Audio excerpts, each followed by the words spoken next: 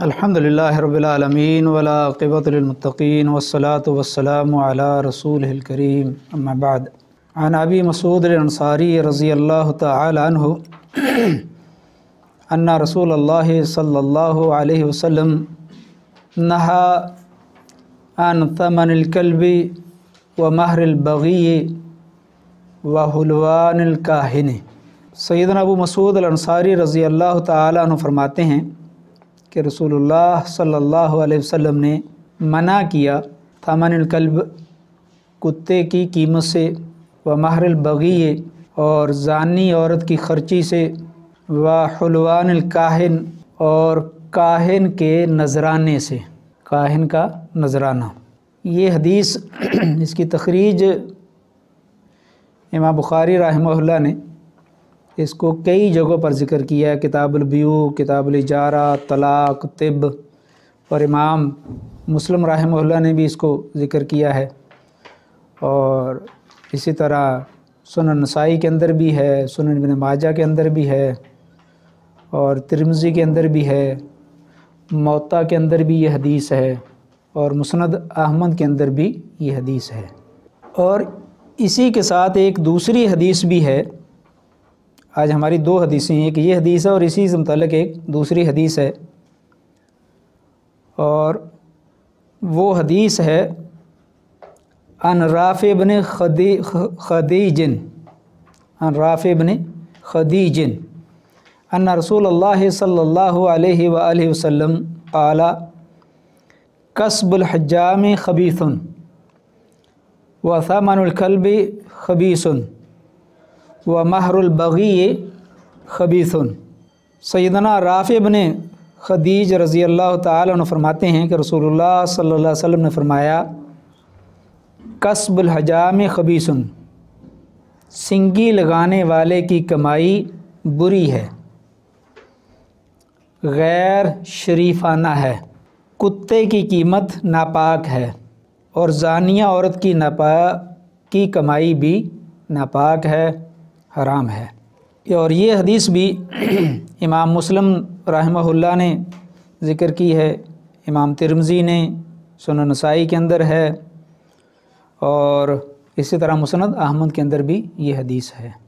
اب آپ دیکھیں کہ یہ احادیث جو آپ کے سامنے ابھی بیان ہوئی ہیں، کتے کی قیمت اور زانیہ عورت کی خرچی یا اس کی کمائی، اور اسی طرح کاہن کی کمائی، اور پھر آگے چل کر حجام، سنگی لگانے والا، حجامہ کرنے والا، اس کی کمائی،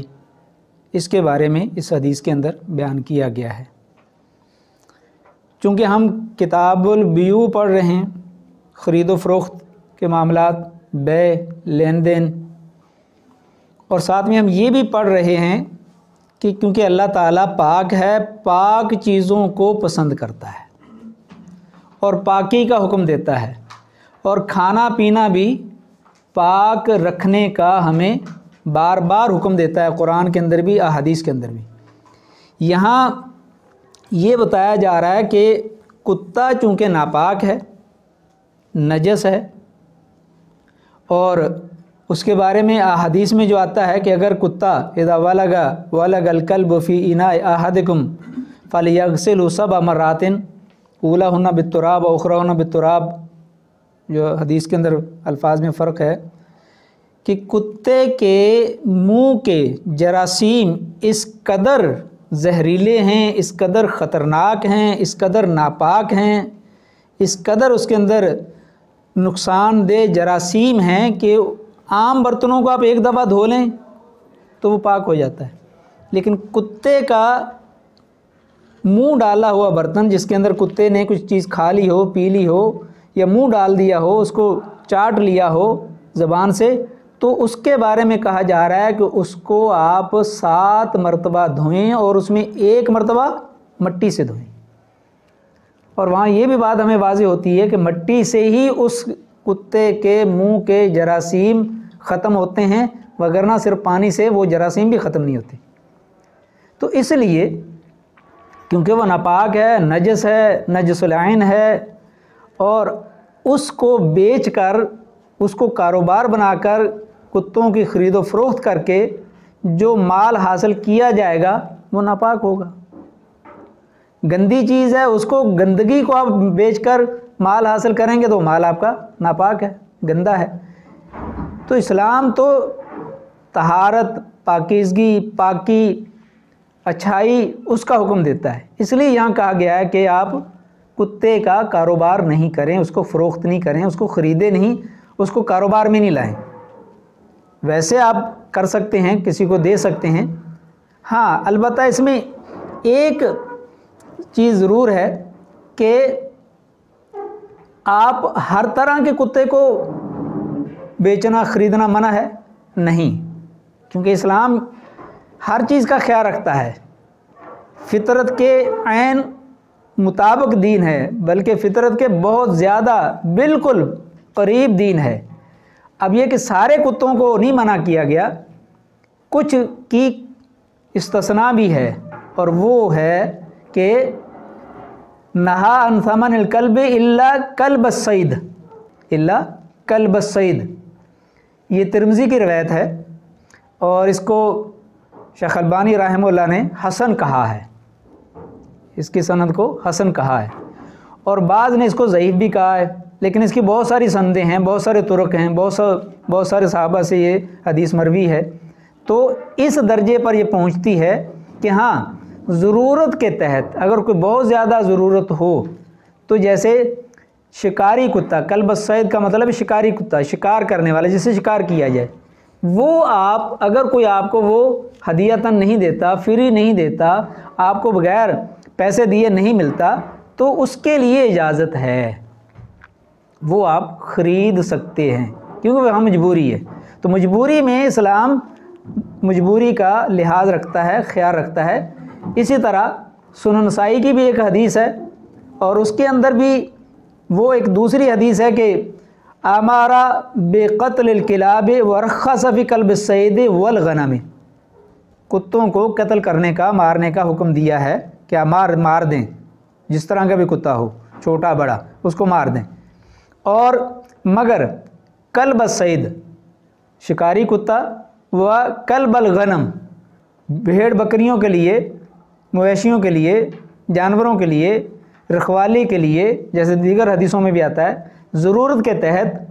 تو وہ آپ کو اگر کوئی نہیں دیتا فری میں ہدیتاً تو اس کو آپ خرید سکتے ہیں۔ ویسے عام حالات میں کتے کی بیع، خرید و فروخت، لین دین اور اس کو کاروبار بنانا یہ منع ہے، حرام ہے، ناجائز ہے۔ اس کے بعد مہر البغی، مہر البغی، مہر ویسے تو کہتے ہیں صداق کو، جو نکاح کے وقت، عورت کے نکاح کے وقت جو مہر مقرر کیا جاتا ہے، جو اسی کا مال ہوتا ہے، اسی کو ملتا ہے،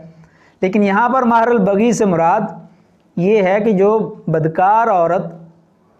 زانیہ عورت برائی کرتی ہے، برائی کے نتیجے میں جو اس کو پیسہ ملتا ہے وہ بھی ناجائز ہے، چونکہ وہ حرام طریقہ ہے، غلط طریقہ ہے، ناجائز طریقہ ہے۔ اس ناجائز طریقے کے نتیجے میں حاصل کیا گیا مال وہ بھی حرام ہے، وہ بھی غلط ہے، وہ بھی ناپاک ہے۔ اور یہ اسلام سے پہلے، ہاں اب یہاں پر دو چیزیں ہیں، چاہے وہ عورت آزاد ہو، چاہے وہ مملوکہ ہو، جس کو ہم خادمہ کہتے ہیں یا لونڈی کہتے ہیں، چاہے وہ لونڈی ہو، چاہے وہ آزاد عورت ہو، چاہے وہ عبید ہو، تو کیونکہ پہلے، اسلام سے پہلے اور اسلام آنے کے بعد بھی عرب کے اندر یہ تھا کہ کچھ لوگ اپنی خادماؤں کو، اپنی لونڈیوں کو وہ اس کام کے لیے استعمال کرتے تھے، ان سے یہ برائی کرواتے تھے، اور ان کو یہ کہتے تھے کہ آپ یہ برائی کریں اور اس کا پیسہ ہمیں لا کر دیں، کیونکہ ان کی کمائی جو بھی ہوتی تھی وہ مالک کی ہوتی تھی، سردار سید کی ہوتی تھی۔ تو اسلام نے سب کے لیے منع کر دیا ہے، چاہے وہ لونڈی ہو، چاہے وہ خادمہ ہو، چاہے وہ آزاد عورت ہو، اس کے لیے اس طریقے سے مال کمانا اور پیسہ لینا اور یہ ناجائز کام کرنا، یہ ناجائز ہے اور حرام ہے اور ناپاک ہے۔ اور اسی طرح تیسری جو چیز ہے حلوان الکاہن،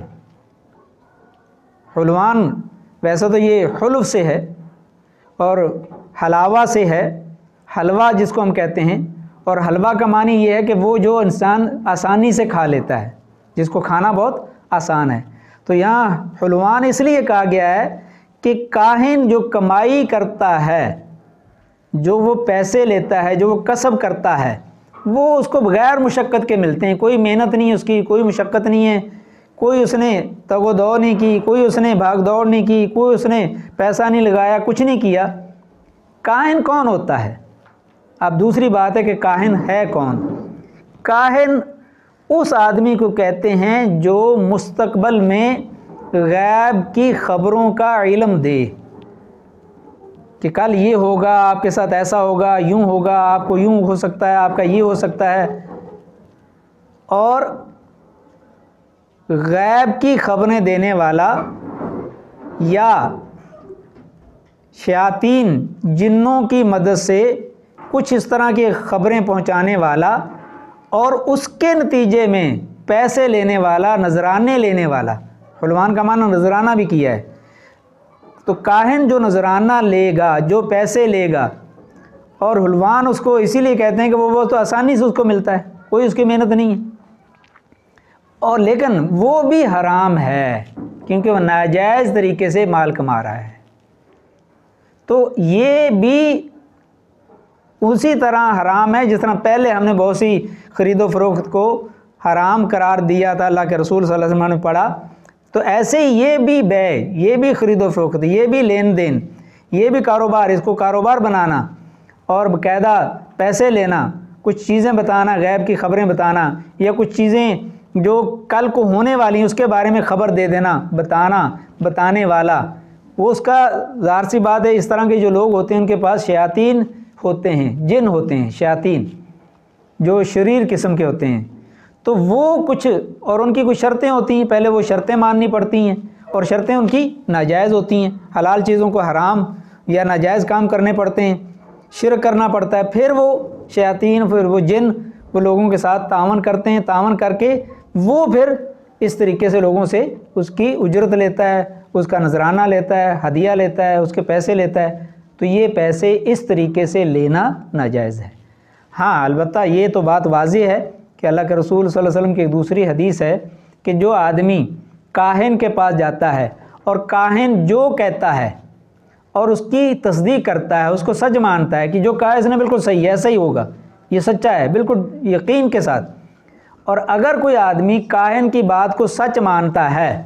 تو اس کی 40 دن تک نہ نماز قبول ہوتی ہے، نہ دعا قبول ہوتی ہے، نہ کوئی عبادت قبول ہوتی ہے۔ اور یہ بھی یہاں تک بھی حدیث میں آتا ہے کہ جس نے کاہن کی تصدیق کی اس نے میں محمد صلی اللہ علیہ وسلم کو جو اللہ نے دیا ہے قرآن و حدیث، اس کی اس نے تکذیب کی، اس کو اس نے جھٹلا دیا۔ اس لیے کاہن کے پاس جانا نہیں چاہیے۔ اور اگر کوئی یہ کرتا، کاہن کیا ہوتا ہے، وہ ایک اس کا معنی یہ بھی کیا گیا ہے کہ وہ اندازہ لگاتا ہے، قیافہ لگاتا ہے، اٹکل پچو، اٹکل ہوتی ہے اس کی، وہ کبھی چل جاتی ہے، کبھی نہیں چلتی، کبھی صحیح ہوتی ہے، کبھی غلط ہوتی ہے۔ تو اس لیے ان تینوں قسم کے کسب، جو کتے کی خرید و فروخت ہے،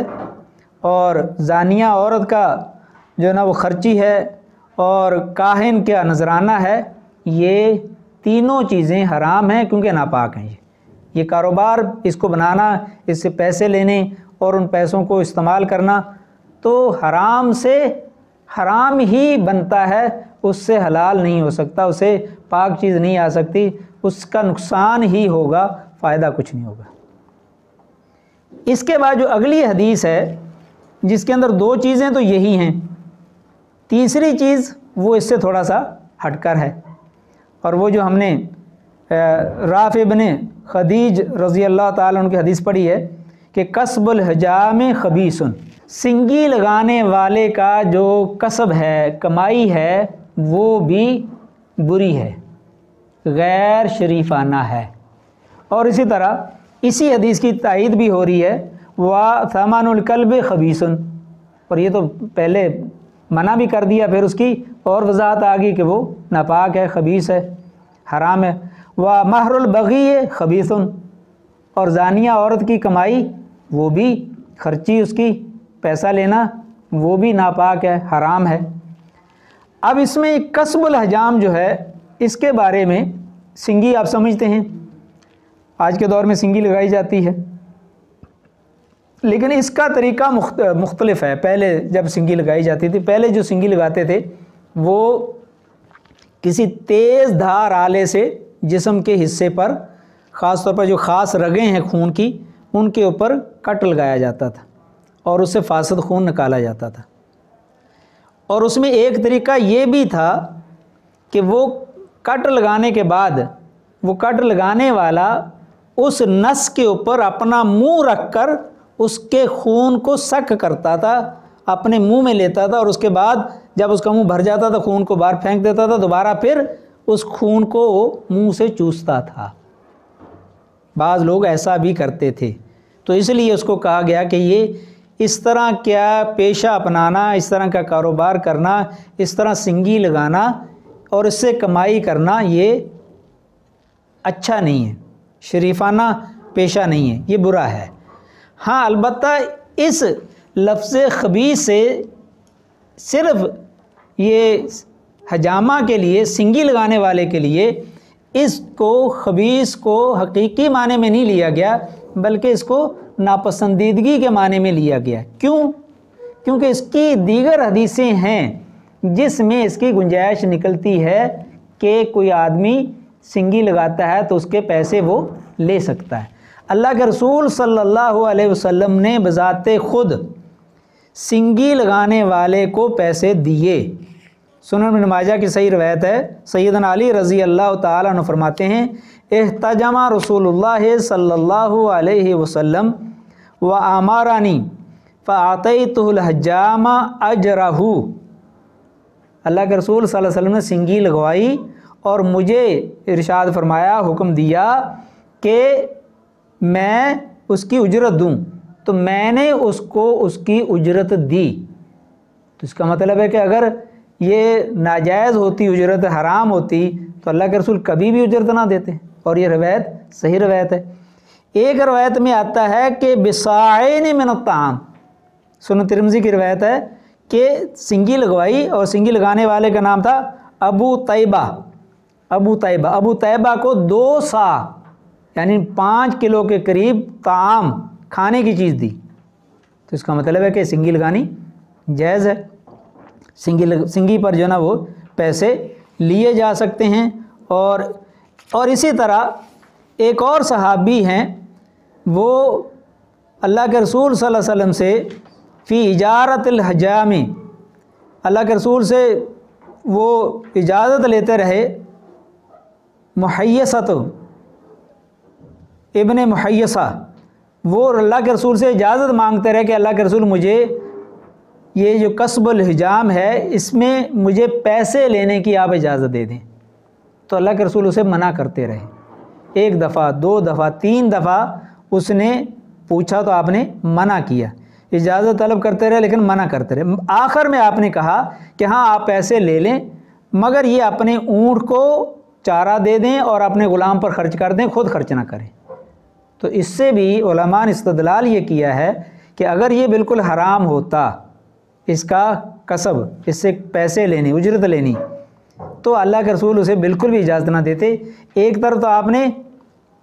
2 صاع طعام دیا اور پیسے دیے، اور پھر دوسری جگہ پر آپ نے اجازت بھی دے دی کہ ٹھیک ہے تو پیسے لے سکتا ہے، لیکن اس کو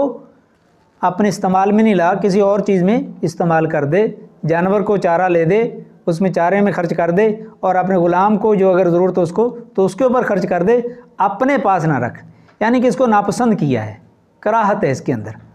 لیکن پیسے لیے جا سکتے ہیں۔ اور اسی طرح جیسے اللہ کے رسول صلی اللہ علیہ وسلم نے لہسن اور پیاز اس کو بھی خبیث کہا ہے، تو خبیث کہنے سے چیز حرام نہیں ہوتی، خاص طور پر اگر اس کی کوئی دوسری دلیل مل رہی ہو۔ جیسے ہمارے پاس کئی دلیلیں ہیں، ایک نہیں ہے کئی دلیلیں ہیں جس میں یہ ہے کہ سنگی لگانے والے کو اجرت دی جا سکتی ہے، پیسے دیے جا سکتے ہیں اور وہ پیسے لے سکتا ہے۔ اور خاص طور پر آج کے دور میں وہ جو سنگی لگائی جاتی ہے وہ جو طریقہ تھا وہ نہیں ہے. اب تو یہ ہے کہ وہ کپ ہیں اور کٹ لگائے جاتے ہیں اور بڑے نفیس طریقے سے اس کی. البتہ یہ سنگی لگانا ایک بہت ہی مشکل کام ضرور ہے، لیکن اس کے فوائد بہت زیادہ ہیں طبی طور پر، صحت کے اعتبار سے، کیونکہ انسان کے جسم میں خون جو ہے وہ 2 طرح کا رگیں ہوتی ہیں، ایک میں صاف خون ہوتا ہے اور ایک میں خراب خون ہوتا ہے. تو وہ بار بار دل میں جاتا ہے اور دل سے صاف ہو کر وہ باہر آتا ہے. تو اگر خون نہ دیا جائے یا خون نہ نکالا جائے یا سنگی نہ لگائی جائے تو کسی ایک جگہ پر اگر خون جم جاتا ہے تو وہ نقصان کا سبب بنتا ہے اور بیماری کا سبب بنتا ہے. اور اگر سنگی لگا لی جائے اور وہاں سے خون کو نکال دیا جائے اور وہ فاسد خون وہاں سے نکل جائے تو وہ اس کی جگہ پر صحیح خون آ جاتا ہے اور اس کا فائدہ ہے. تو اس لیے اس میں سنگی لگانے والا اس کو اجازت ہے کہ وہ پیسے لے سکتا ہے. ہاں البتہ اس پیشے کو اپنانے میں، اس کو کاروبار بنانے میں منع کیا کہ کوئی کاروبار نہ بنائے، اس کو باقاعدہ اپنا وہ کسب کا ذریعہ نہ بنائے، کسب معاش نہ بنائے، کوئی اور ذریعہ ڈھونڈے، کوئی اور طریقے سے اپنا روزی روزگار جو ہے وہ تلاش کرے، اس کو اپنا ذریعہ معاش نہ بنائے. بہتر یہ ہے. لیکن اگر کوئی بنانا چاہتا ہے تو وہ پیسے بھی لے سکتا ہے، اس کو بنا بھی سکتا ہے، کیونکہ دیگر حدیثوں سے اس کی تردید ہوتی ہے. ہاں البتہ جو باقی چیزیں ہیں 3، وہ